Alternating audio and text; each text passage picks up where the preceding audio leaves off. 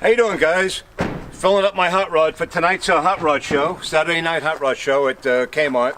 I just picked up 5 gallons of 110 octane fuel from the airport. Aviation gas, and this is one of the fastest hot rods I have. It's got 15-inch wide Mickey Thompson tires on the back. It's got a big block, 502 cubic inches, supercharged. B&M hydro transmission, and 411 gears in the back, and a narrow 9-inch rear. I just turned on the kill switch, and listen to this motor.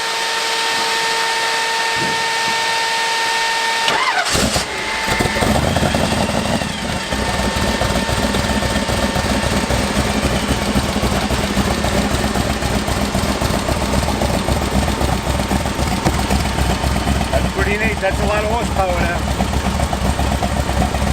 Okay, heading out to the car show.